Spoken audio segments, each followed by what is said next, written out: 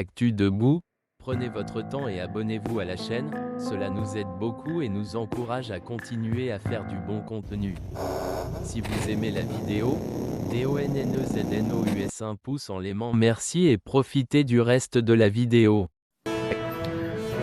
Ago now, Dumagan, Fisha Fina Nyapom, le Badogba now.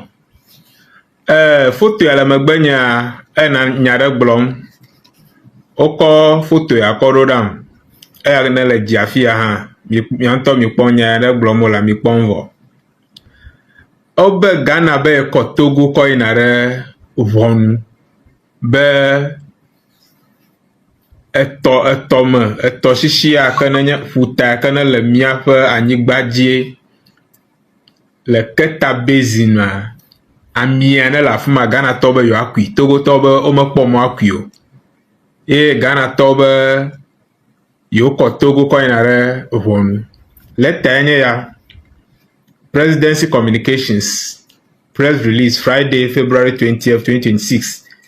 The government of Ghana has served the government of Togo with notice of its decision that the maritime boundary between Ghana and Togo be delimited by recourse to international arbitration under the United Nations Conventions on the Law of the Sea.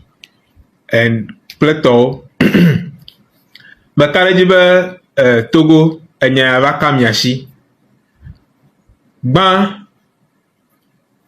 mejibe mana miakata mianya ame yo kene advice Ghana be no ko Togo ko rekota o mekpere Ghana nchi o mekpere mianchi kra President John Dramani Mahama ni cho iko yide parliament eko African Union be historical justice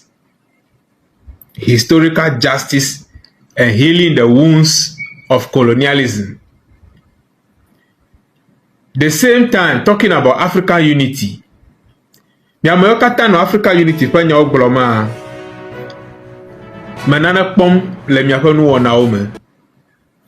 Na odo Togo, Ghana kle Togo jia African unity me wo ado.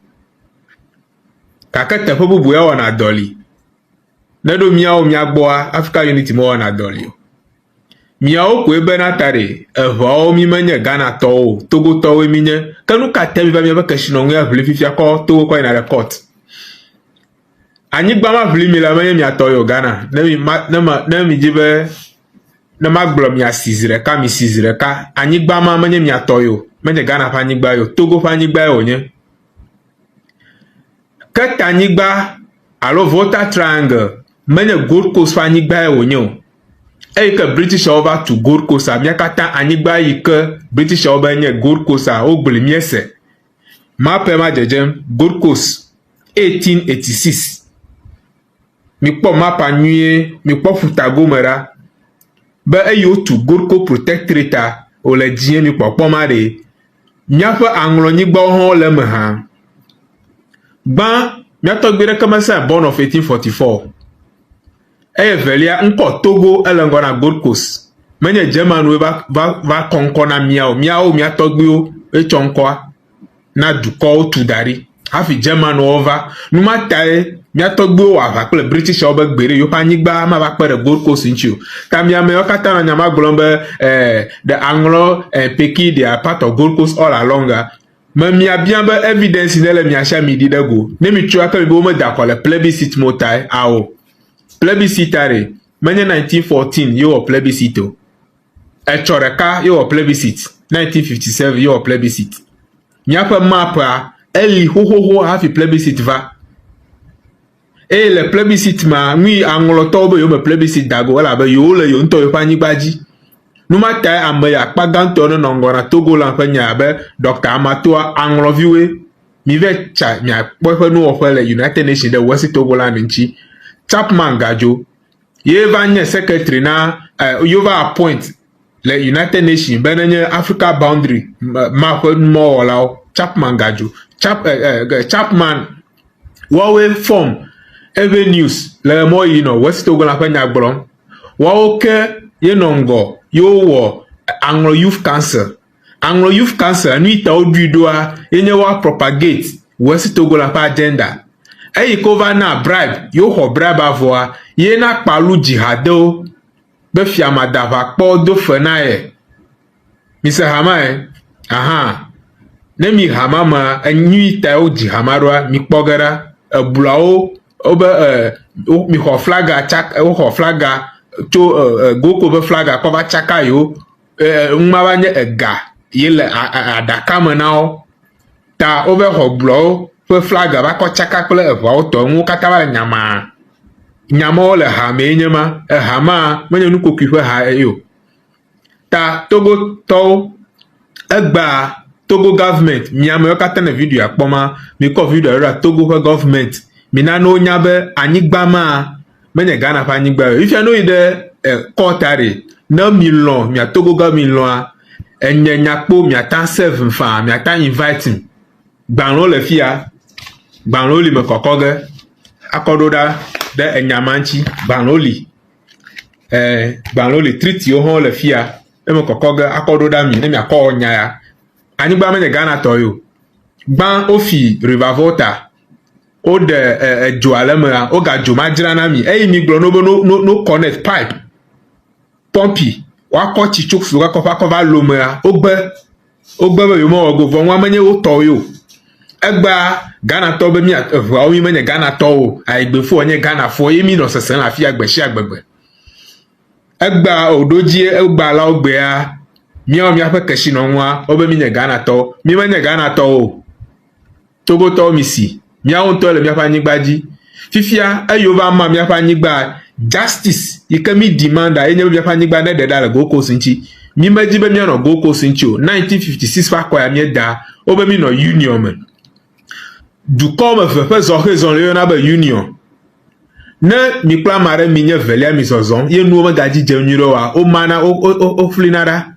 menye eku alo ekpo penya onyo ta me yo kata ne enya kale Togo ma mi black panwire mia ofia mi la mi menye Ghana to o mia fa nyigba menye Ghana nyigba onyo numa tem wo si Togo la fa nya gbolo gbe sha gbegbe mi le Ghana fia o komi konyo ra fia afa blandre ya ina mi me kpo na ke vidia de ke me va vam na mi o ke do ko ga do boda o de mia fa nyigba me kan ga nyom le miashi ne be ai no vi o gbele kojo vi akofa o ga nyoro ga shi ozieve ela be ina ina hege le ga gbogbo ga hege ne va ro so ga kofa ne ga ina no vi obubu bo ha o ga nyoro ga shi o la fuma ne do asikuma o ga nyoro ga shi o la fuma mi fa nyigba ma iko boda o le sugbo u ne ide Burkina Faso ne ide ni Ivory Coastple fuma ogbona me boda o pogele moji le Ghana ntontomo ne nya cho boda gbantoma ko vo kaka mi a Togo to ya fi shafi mito o ga ho mi ashi fisha fi vo mia on to mi fa nyigba di mile ta mi to afo anyi se sinde mi la fore to se sinde de nyaji mena mi nya hovo wesi Togo land mile ready mi atan yo mi evidence witness de case ya me de nyaya me ne mi ba gbule la fuma no wanya bana tare enya ya menye gbepe nya yo onyo Ghana me kpomo abe achafu ya ne la ancho anglo mi kpoma pa nyude to anglo kaka ba do afla ofuma le gera chafuma anyigba ma fe jijime la chafuma o yana be nautical mile 22 nautical mile onye menye Ghana toyo Togo fa anyigba onye na menye do va ko ava va ma Togo nyigba mo wa nyayo ma nyi no gagba mi no mo azon ya Togo tori nya gba nya na le Togo are minyon ne mi join Africa Unity miafanyi gbayo vama o mama dureko mio miafanyi gbayo vama ta miawo jebe miacho akpere mianchi le wesi Togo na fanya ma kaka mili ne mi choko mbe yo ya dema for najo fanya ogbo mi le mi na mia fofu ni ka mia Togo jengore miawe mi ko miafanyi gba ne mi ko miafanyi gba voare ne nui ka miawa ne miawe ta Majibe mi la fore tout ceci le nyame akpenami. Bonjour mes chers compatriotes. Vous voyez cette image là? C'est l'actualité du moment. Il s'agit d'un différend maritime entre le Togo et le Ghana.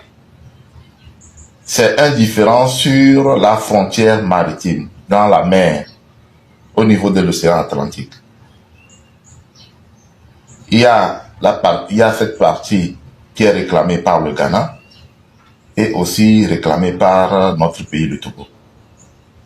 Aujourd'hui, l'État ghanéen a décidé de porter l'affaire sur le plan international pour un arbitrage des Nations Unies. Vous savez, c'est une partie très riche. Elle est très riche, surtout en pétrole. Et donc, les deux parties se disputent, les deux pays se disputent cette portion-là. Ce que moi je voudrais dire par rapport à cela, mais nos dirigeants togolais, pourquoi ils ne réclament pas le Togo britannique?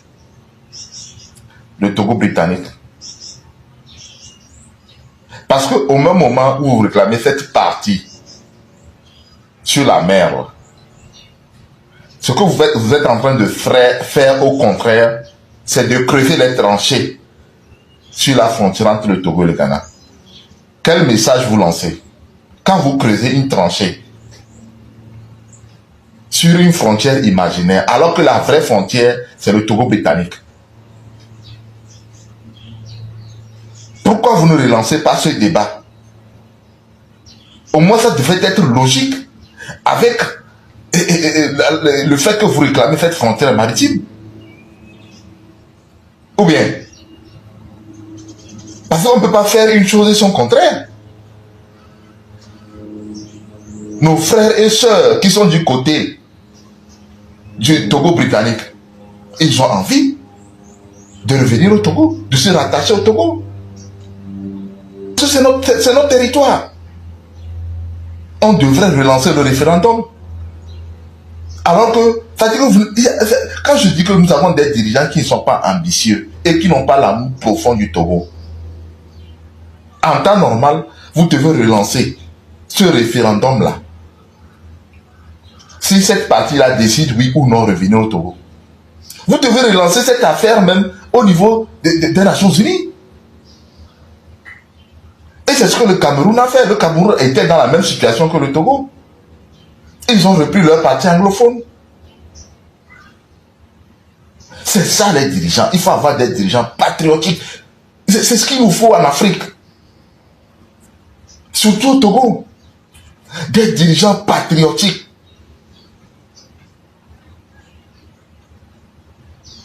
Vous creusez des tranchées sur la frontière.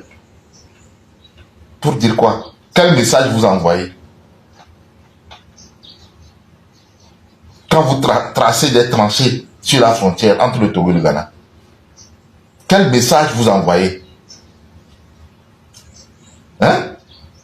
Le Ghana peut s'appuyer sur ce que vous êtes en train de faire là pour dire effectivement, cette partie de la mer là, leur appartient. Oui.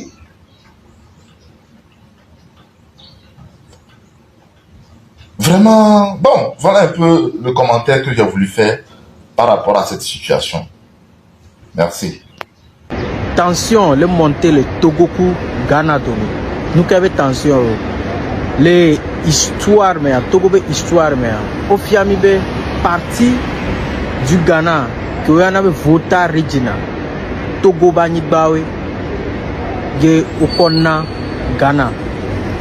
Les premières guerres couteaux mais Fifia nous quel job les Keta Kenya vota Regina Bakparia au pop pétrole le fou pétrole au quoi ça fait 8 ans de cela au moins exploité Fifia Ghana to il a exploité au bout il y a coup pétrole que le Keta que Ghana to il y a coup pétrole Keta